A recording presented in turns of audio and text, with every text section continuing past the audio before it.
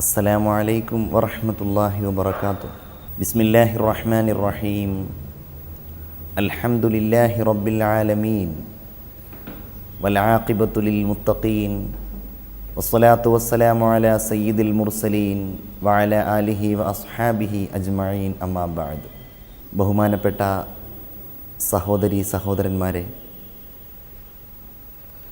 സർവശക്തനും നിയന്താവുമായ അള്ളാഹുവിൻ്റെ അനുഗ്രഹത്താൽ വിശുദ്ധ റമളാനിലെ നന്മ നിറഞ്ഞ അനുഗ്രഹീതമായ രാപ്പകലുകളിലൂടെ നാം കടന്നു പോവുകയാണ്. കുറേ സൽക്കർമ്മങ്ങൾ നമ്മുടെ ജീവിതത്തിൻ്റെ ഭാഗമാക്കുവാനും നല്ല ശീലങ്ങളെ ജീവിതത്തിൽ പരിശീലിച്ച് സുഹൃതങ്ങൾ നിറഞ്ഞ് ജീവിതം നയിക്കുവാനും നാം സിദ്ധി നേടിക്കഴിഞ്ഞു. പുതിയ ജ്ഞാനത്തിൻ്റെ കവാടങ്ങൾ നമ്മുടെ മുമ്പിൽ തുറക്കപ്പെടുകയും അവയെല്ലാം ജീവിതത്തിൽ സ്വീകരിച്ച് വിശുദ്ധ റമളാൻ അനുകൂലമായി സാക്ഷി നിൽക്കണം എന്നാഗ്രഹിച്ചാണ് നാം ജീവിക്കുന്നത്. ഇന്ന് നമ്മുടെ സന്ദേശം എല്ലായ്പ്പോഴും നമ്മുടെ ജീവിതത്തിൽ ഉണ്ടാവേണ്ട ഏറ്റവും സുപ്രധാനമായ ഒരു സൽക്കർമ്മത്തെ സംബന്ധിച്ചാണ്, അഥവാ നിസ്കാരം. അത് മുസ്ലിമിൻ്റെ സംസ്കാരമാകണം, വിശ്വാസിയുടെ അടയാളമാകണം, മുസ്ലിമിൻ്റെയും മുസ്ലിമല്ലാത്തവരുടെയും ഇടയിലുള്ള പ്രകടമായ വ്യതിയാനമാവണം. അത് ഒരു നിർബന്ധശീലമായി നമുക്ക് ഏറ്റെടുക്കുവാൻ സാധിച്ചാൽ അത് തന്നെയായിരിക്കും നമ്മുടെ ജീവിതത്തിൻ്റെ ഏറ്റവും വലിയ വിജയം. വിശുദ്ധ ഖുർആനിലെ ഒരധ്യായത്തിൻ്റെ നാമം അൽ മുഅ്മിനൂൻ എന്നാണ്. സത്യവിശ്വാസികൾ എന്നാണ് അതിൻ്റെ അർത്ഥം. സത്യവിശ്വാസികൾക്കുണ്ടാവേണ്ട അടയാളങ്ങൾ, ഗുണഗണങ്ങൾ ആ അധ്യായത്തിൻ്റെ പ്രാരംഭ വചനങ്ങളിൽ അല്ലാഹു തആല ഓർമ്മിപ്പിക്കുകയാണ്. ആയിഷ ബീവി റളിയല്ലാഹു അൻഹയോട് ഒരവസരത്തിൽ ഒരു അനുയായി ചോദിച്ചു, കൈഫ കാന ഖുലുഖു റസൂലില്ല, നബിയുടെ സ്വഭാവം എങ്ങനെയായിരുന്നു? ഒരു ഭാര്യയ്ക്കാണല്ലോ ഒരു പുരുഷൻ്റെ സ്വഭാവത്തിൻ്റെ വൈശിഷ്ട്യങ്ങളും ദുർഗുണങ്ങളും എല്ലാം അറിയാൻ കഴിയുന്നത്. ഭാര്യ അതിന് മറുപടി പറഞ്ഞത് ഖുലുഖുഹു അൽ ഖുർആൻ, നബിയുടെ സ്വഭാവം ഖുർആനായിരുന്നു. ഇതു പറഞ്ഞ ശേഷം സൂറത്തുൽ മുഅ്മിനൂൻ അതിലെ പ്രഥമ 10 വചനങ്ങൾ ആയിഷ ബീവി ഓതിക്കൊടുത്തു എന്നാണ്. ഖദ് അഫ്ലഹൽ മുഅ്മിനൂൻ അല്ലദീന ഹും ഫീ സ്വലാത്തിഹിം ഖാശിഊൻ വല്ലദീന ഹും അനിൽ ലഗ്വി മുഅ്രിദൂൻ. ഖദ് അഫ്ലഹൽ മുഅ്മിനൂൻ, തീർച്ചയായും സത്യവിശ്വാസികൾ വിജയം വരിച്ചിരിക്കുന്നു. വിജയം ആർക്കാണ് എന്നതിൻ്റെ മറുപടിയാണ്, അത് സത്യവിശ്വാസികൾക്കാണ്. അള്ളാഹുവിനെ ഇലാഹായും മുഹമ്മദുർ റസൂലിനെ അള്ളാഹുവിൻ്റെ ദൂതനായും അംഗീകരിക്കുന്നവർക്കാണ്. അഫ്ലഹ എന്ന പദവുമായി ബന്ധപ്പെട്ടൊരു വാക്ക് നിത്യജീവിതത്തിൽ കേൾക്കുന്നവരാണ് നാം. അൽ ഫലാഹ് എന്നാണത്, വിജയം. വിജയത്തിലേക്കുള്ള വിളി നിസ്കാരത്തിലേക്കുള്ള വിളിയാണ്. ഹയ്യ അലൽ സ്വലാത്ത്, നിങ്ങൾ നിസ്കാരത്തിലേക്ക് വരൂ. ഹയ്യ അലൽ ഫലാഹ്, നിങ്ങൾ വിജയത്തിലേക്ക് വരൂ. ഈ മനോഹരമായ വിജയത്തിൻ്റെ വിളിയാളം ഇസ്ലാമിൻ്റെ മുദ്രാവാക്യം കൂടിയാണ്. ഓരോ ഇടങ്ങളിൽ നിന്നും, മനുഷ്യർ താമസിക്കുന്ന ഭൂമികളിൽ നിന്നും ഓരോ ദിനവും ഇടതടവില്ലാതെ ഒഴുകുന്ന ഒരു വചനമാണ് നിസ്കാരത്തിലേക്കും വിജയത്തിലേക്കുമുള്ള ഈ വിളികൾ എന്ന് നാം ഓർക്കേണ്ടതുണ്ട്. ഒരു കുഞ്ഞ് ജനിച്ചു വീഴുമ്പോൾ മാതാവും പിതാവും വിശ്വാസികളാണ് എങ്കിൽ അവൻ്റെ വലതു ചെവിയിൽ ബാങ്കും ഇടതു ചെവിയിൽ ഇഖാമത്തും കൊടുക്കപ്പെടുകയാണ്. അതിലൂടെ സംഭവിക്കുന്നത് നിസ്കാരമെന്ന ഈ സംസ്കാരത്തെ എട്ടും പൊട്ടും തിരിയാത്ത, ഒന്നുമറിയാത്ത ആ പിഞ്ചു ബാല്യം പോലും സ്വീകരിക്കേണ്ടി വരുന്നു എന്നതാണ്. ബാങ്ക് മാത്രമല്ല, ഇഖാമത്ത് കൊടുക്കുമ്പോൾ ആ കുഞ്ഞിൻ്റെ ചെവിയിൽ മന്ത്രിക്കപ്പെടുന്നത് നിസ്കാരത്തിലേക്കുള്ള സമയമായിരിക്കുന്നു എന്ന സന്ദേശമാണ്. ഒരിക്കലും ജീവിതത്തിൽ നിന്ന് മാറ്റി നിർത്തപ്പെടാൻ കഴിയാത്ത ഒരു മുസ്ലിമിൻ്റെ ജീവിതമാവേണ്ട ഒരു കർമ്മമാണ് നിസ്കാരം. ഇന്ന സ്വലാത്ത കാനത്ത് അലൽ മുഅ്മിനീന കിതാബം മൗഖൂത, സമയബന്ധിതമായി അല്ലാഹു തആല തീരുമാനിച്ച ഈ കർമ്മം.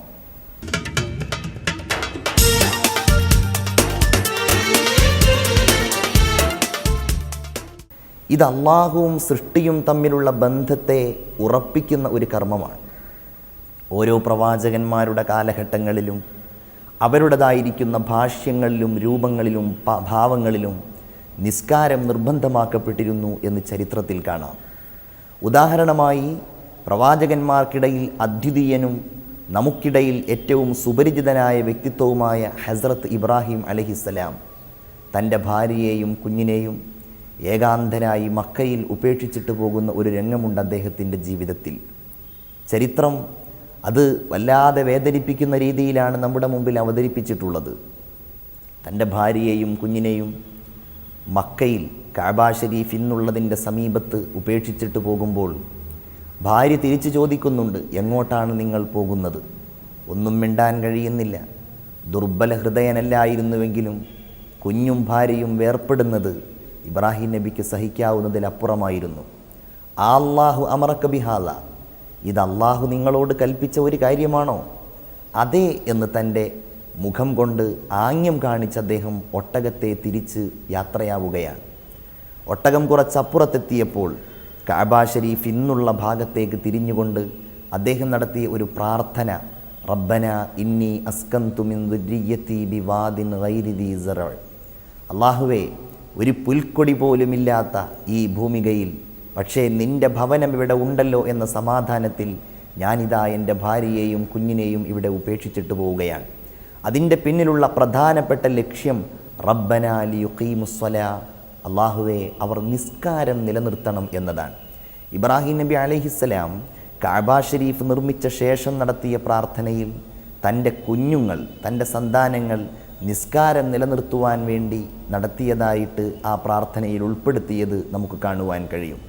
ഇബ്രാഹിം നബിയുടെ മാത്രമല്ല, പ്രവാചകനായ ശുഐബ് നബി അലൈഹിസ്സലാം, അദ്ദേഹം അസ്ഹാബുൽ ഐക്കത്തിലേക്കാണ് അദ്ദേഹം നിയുക്തനാകുന്നത്. അളവ് തൂക്കങ്ങളിൽ കൃത്രിമത്വം നടത്തിയിരുന്ന, സാമ്പത്തിക ക്രയവിക്രയങ്ങളിൽ വിശ്വാസവഞ്ചന നടത്തിയിരുന്ന ഒരു വിഭാഗം, അവരോട് അദ്ദേഹം അതിശക്തമായ പ്രഘോഷണങ്ങളും നടത്തി അവരെ സംസ്കരിക്കുവാൻ വേണ്ടി ശ്രമിച്ചു. ആ പ്രസംഗങ്ങൾ കവലകളിൽ നിന്ന്, ആളുകൾ കൂടുന്നിടത്ത് നിന്ന്, ചന്തകളിൽ നിന്ന് അദ്ദേഹം നടത്തുമ്പോൾ അദ്ദേഹത്തിനെതിരെ നടത്തിയ സംസാരം പരിശുദ്ധ ഖുർആൻ ഉദ്ധരിക്കുന്നുണ്ട്. ശത്രുക്കൾ ശുഐബ് നബി അലൈഹിസ്സലാമിനോട്, ശുഐബേ, നീ ഞങ്ങളോട് നിൻ്റെ ഇലാഹിനെ ആരാധിക്കണമെന്ന് പറയുന്നത്, ഞങ്ങളുടെ ഇലാഹിനെ ഞങ്ങൾ ഒഴിവാക്കണമെന്ന് പറയുന്നത്, നീ ഞങ്ങളോട് സാമ്പത്തിക കൃത്രിമത്വം നടത്തരുത് എന്ന് പറയുന്നത്, ഇതിനെല്ലാമുള്ള കൽപ്പനകൾ നിൻ്റെ നിസ്കാരത്തിലൂടെയാണോ നിനക്ക് ലഭ്യമാകുന്നത്? ഖാലൂ യാ ശുഐബു അസ്സലവാതുക തഅമുറുക അൻ നത്റുക മാ യഅബുദു ആബാഉനാ ഔ അൻ നഫ്അല ഫീ അംവാലിനാ മാ നശാഉ ഇന്നക ലഅൻതൽ ഹലീമുർ റഷീദ്. ശുഐബ് നബിയെ പരിഹാസരൂപേണയാണ് ആ സമുദായം നേരിട്ടത് എന്ന് വിശുദ്ധ ഖുർആൻ നമ്മെ പഠിപ്പിക്കുന്നുണ്ട്. അദ്ദേഹത്തിൻ്റെ സമകാലീനനായ, ഖുർആനിൽ ഏറ്റവും കൂടുതൽ തവണ പേരുദ്ധരിക്കപ്പെട്ട നബിയാണ് കലീമുല്ലാഹി മൂസ അലൈഹിസ്സലാം. അദ്ദേഹത്തിന് പ്രഥമമായി വഹ്യ് ലഭ്യമാവുന്ന ഒരു രംഗമുണ്ട്. ഇഖ്ലഅന അലൈക്, ഏകനായി അദ്ദേഹം തൂരിസീന പർവ്വതത്തിൻ്റെ താഴ്വരയിൽ ഇരുട്ടിൽ നിൽക്കുമ്പോൾ ചെരുപ്പെല്ലാം അഴിച്ചു മാറ്റണം മൂസ എന്ന ഒരശരീരി. ഇന്നക ബിൽ വാദിൽ മുഖദ്ദസി തുവ, തീർച്ചയായും പരിശുദ്ധമായ തുവാ താഴ്വരയിലാണ് മൂസ, നീ ചെരുപ്പഴിച്ചു മാറ്റി. അശരീരി തുടരുകയാണ്, മൂസ, ഞാൻ ആരാണെന്ന് മനസ്സിലായില്ലേ? ഇന്നനി അനല്ലാ, ഞാൻ അല്ലാഹുവാണ്. ലാ ഇലാഹ ഇല്ലാ അന, ഞാനല്ലാതെ ഒരു ഇലാഹില്ല, ആരാധ്യനില്ല. ഫഅബുദ്നി, എന്നെ നീ ആരാധിക്കണം. വ അഖിമിസ്സലാ, നീ നിസ്കാരം നിലനിർത്തുകയും വേണം. പ്രഥമമായ വഹയിൽ തന്നെ മൂസാ നബി അലൈഹിസ്സലാമിന് നിസ്കാരം നിർബന്ധമാക്കപ്പെട്ടതായിട്ട് ഈ വചനം നമ്മെ പഠിപ്പിക്കുന്നുണ്ട്. ചരിത്രത്തിൽ മറ്റൊരു ഇടം നേടിയ മറ്റൊരു മഹൽ വ്യക്തിത്വമാണ് ലുഖ്മാൻ എന്ന മഹാനായ മനുഷ്യൻ. അദ്ദേഹം സ്വാത്വികരിൽപ്പെട്ട ഒരാളായിരുന്നു, അല്ല, പ്രവാചകന്മാർക്കിടയിൽപ്പെട്ട ഒരാളായിരുന്നു എന്നും പണ്ഡിതന്മാർ പറയുന്നുണ്ട്. ഏതാവട്ടെ, അദ്ദേഹത്തിൻ്റെ പേരിൽ ഖുർആനിൽ ഒരധ്യായമുണ്ട്. തൻ്റെ മകന് നൽകുന്ന സതുപദേശങ്ങളാണ് ഖുർആനിലെ ഈ അധ്യായത്തിൽ പറയുന്നത്. മകന് നൽകുന്ന ഉപദേശങ്ങളിൽപ്പെട്ട ഒന്ന്, യാ ബുനയ്യ അഖിമിസ്സലാ, മോനെ നീ നിസ്കാരം നിലനിർത്തണം എന്നതാണ്. ഇങ്ങനെ പ്രത്യക്ഷവും പരോക്ഷവുമായി ചരിത്രത്തിൽ അറിയപ്പെടുന്ന പ്രവാചകന്മാർക്കിടയിൽ നിസ്കാരം, ളുഹുർ നിസ്കാരം ആദം നബി അലൈഹിസ്സലാം നിർവഹിച്ചിരുന്നു എന്നും സുബ്ഹ് നിസ്കാരം മൂസാ നബി അലൈഹിസ്സലാം നിർവഹിച്ചിരുന്നു എന്നും ഒക്കെ വ്യത്യസ്തങ്ങളായ അഭിപ്രായങ്ങൾ ചരിത്രത്തിൽ രേഖപ്പെട്ട് കിടക്കുന്നുണ്ട്. ഏതായാലും ഇതര കർമ്മങ്ങളെക്കാൾ വ്യത്യസ്തമായ ഒരു കൽപ്പനയിലൂടെയാണ് അല്ലാഹു തആല ഈ സമുദായത്തിന് നിസ്കാരം നിർബന്ധമാക്കിയത്. അള്ളാഹുവിൻ്റെ പ്രവാചകനെ തൻ്റെ അടുക്കലേക്ക് ആനയിച്ചു കൊണ്ടുപോയ സംഭവമായിരുന്നുവല്ലോ ഇസ്രാ മിഅ്റാജ് എന്നീ 2 സംഭവങ്ങൾ. അത് നമ്മെ വല്ലാതെ സന്തോഷിപ്പിക്കുന്ന, നമ്മുടെ പ്രവാചകനെ സ്നേഹിക്കുന്ന നമ്മുടെ ഹൃദയത്തെ കുളിരണിയിപ്പിക്കുന്ന, നമ്മെ ഉദ്ദീപിപ്പിക്കേണ്ട ഒരു മഹാസംഭവമാണ്. അള്ളാഹു തൻ്റെ അടുക്കലേക്ക് തൻ്റെ കൂട്ടുകാരനെ വിളിച്ച മുഹൂർത്തത്തിൽ അള്ളാഹുവിനെ അഭിമുഖീകരിച്ച രംഗം അത്തഹയ്യാത്തുൽ മുബാറകാത്തു സ്വലവാത്തു ത്വയ്യിബാത്തു ലില്ലാ എന്ന് പറഞ്ഞുകൊണ്ടായിരുന്നു. അള്ളാഹുവിന് പ്രവാചകൻ എല്ലാ അഭിവാദ്യങ്ങളും അർപ്പിച്ചു. എല്ലാ സുഹൃതങ്ങളും എല്ലാ അനുഗ്രഹങ്ങളും ലില്ലാ, അത് അള്ളാഹുവിന് മാത്രമാണ് എന്ന് അള്ളാഹുവിൻ്റെ റസൂൽ പ്രഖ്യാപിച്ചു. തിരിച്ച് അല്ലാഹു തആല നബി അഭിവാദ്യം ചെയ്തത് അസ്സലാമു അലൈക അയ്യുഹൻ നബിയു, ഓ നബിയെ അങ്ങേക്ക് അള്ളാഹുവിൻ്റെ രക്ഷയുണ്ടാകട്ടെ, വറഹ്മത്തുള്ളാഹി വബറകാത്തു, അള്ളാഹുവിൻ്റെ കാരുണ്യവും അവൻ്റെ അനുഗ്രഹവും ഉണ്ടാവട്ടെ എന്ന് പറഞ്ഞുകൊണ്ടായിരുന്നു. നമ്മൾ നിസ്കാരങ്ങളിൽ നിർവഹിക്കുന്ന അത്തഹയ്യാത്ത് എന്ന കർമ്മം അള്ളാഹുവും പ്രവാചകരും നടത്തിയ പ്രഥമ പ്രത്യഭിവാദ്യങ്ങളാണ് എന്നാണ് നാം അറിയേണ്ടത്. സംഭാഷണം ആരംഭിച്ചു. അള്ളാഹുവിൻ്റെ പ്രവാചകർ ഓരോ നബിമാർക്ക് നൽകിയ അനുഗ്രഹങ്ങളെക്കുറിച്ച് അള്ളാഹുവിനോട് പറഞ്ഞു. പക്ഷേ തൻ്റെ പ്രിയപ്പെട്ട കൂട്ടുകാരന് അല്ലാഹു തആല സർവ്വ ബഹുമാനങ്ങളും നൽകി അവിടുത്തെ തൻ്റെ സ്നേഹിതനും കൂട്ടുകാരനുമായി ഹബീബും ഖലീലുമായിട്ട് അല്ലാഹു തആല സ്വീകരിച്ചു. നമ്മൾ ഓർക്കേണ്ട ഒരു കാര്യം, അതിനെ തുടർന്നാണ് അല്ലാഹു 50 വക്ത് നിസ്കാരങ്ങളെ ഫർളാക്കുന്നത്. 50 വക്ത് നിസ്കാരങ്ങൾ അല്ലാഹു തആല നിർബന്ധമാക്കുക മാത്രമല്ല, ആ നിർബന്ധമാക്കിയ കർമ്മം 50 വക്തിൽ 5 വക്താക്കി ചുരുക്കി കൊടുക്കുകയും ആ 5 നിർബന്ധ നിസ്കാരങ്ങളുടെ പ്രതിഫലം അല്ലാഹു തആല നൽകുകയും ചെയ്തു. പിറ്റേ ദിവസം പ്രഭാതത്തിൽ ബഹുമാനപ്പെട്ട ജിബ്രീൽ അലൈഹിസ്സലാം ഭൂമിയിൽ വരികയും ഓരോ നിസ്കാരത്തിൻ്റെയും രൂപങ്ങളും ഭാവങ്ങളും അല്ലാഹു തആലയുടെ പ്രവാചകർക്ക് അവിടുന്ന് കൽപ്പിച്ചു കൊടുക്കുകയും ചെയ്തു. ഇങ്ങനെ നിസ്കാരം ഈ സമുദായത്തിൻ്റെ മേൽ നിർബന്ധമായ ഒരു ബാധ്യതയായി. കാലങ്ങളായി നമുക്കൊക്കെ ഓർമ്മ വെക്കുന്ന കാലം മുതൽ ഈ ഒരു കർമ്മം സുപരിചിതമാണ്. ഇതൊരടയാളമാണ്, ഇത് ഒരു സന്ദേശമാണ്. ഇത് അള്ളാഹുവും സൃഷ്ടികളും തമ്മിലുള്ള ബന്ധത്തെ ഒന്നുകൂടെ ഊട്ടിയുറപ്പിക്കുന്ന മഹിത മനോഹരമായ ഒരാശയമാണ്. ഇതിനൊരു സൗന്ദര്യമുണ്ട്, നിസ്കാരത്തിന് ഒരു ഭംഗിയുണ്ട്, നിസ്കാരത്തിന് മനോഹരവും ഉജ്ജ്വലവുമായ ഒരു മാനസിക സന്തോഷവും ഉത്കർഷവുമുണ്ട്. ഇത് തിരിച്ചറിയാൻ പരാജയപ്പെടുന്നവരാണ് നിസ്കാരം ഉപേക്ഷിക്കുന്നത്. നിസ്കരിക്കുന്നവരിൽ നിന്ന് യാതൊരു തിന്മകളും ഉണ്ടാവുകയില്ല. വ അഖിമിസ്വല, നിങ്ങൾ നിസ്കരിക്കുക എന്നല്ല, നിങ്ങൾ നിസ്കാരം നിലനിർത്തുക എന്നാണ് അള്ളാഹുവിൻ്റെ കൽപ്പന.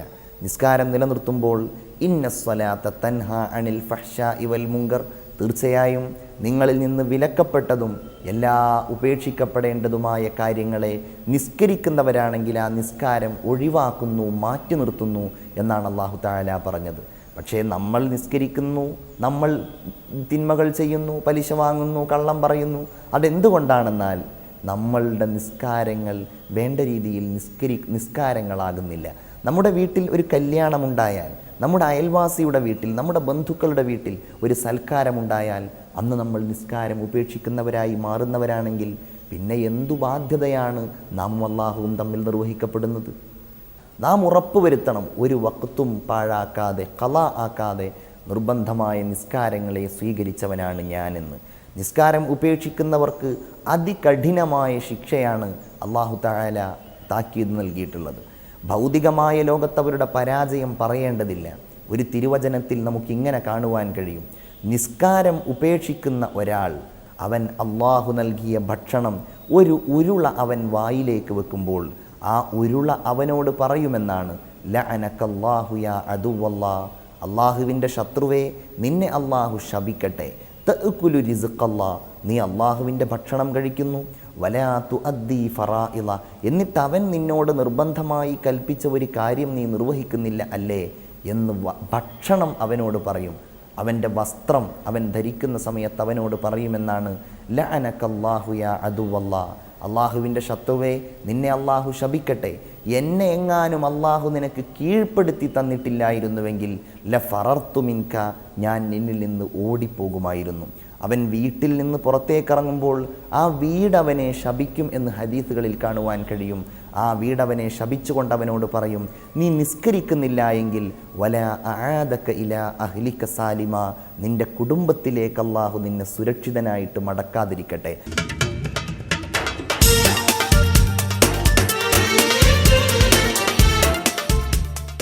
മൂസാ നബി അലൈഹിസ്സലാമിന് അല്ലാഹു തആല ദിവ്യബോധനം നൽകിയത് നിങ്ങളുടെ വീടുകൾ നിങ്ങൾ നിർമ്മിക്കുമ്പോൾ അതിൽ ഖിബലയുണ്ടാക്കുകയും ആ വീടുകളിൽ നിസ്കാരം നിലനിർത്തുകയും ചെയ്യണം എന്നായിരുന്നു. വ ഔഹൈനാ ഇലാ മൂസാ വ അഖീഹി ഹാറൂൻ, മൂസാ നബിക്കും തൻ്റെ സഹോദരനായ ഹാറൂനിനും നാം ദിവ്യബോധനം നൽകി.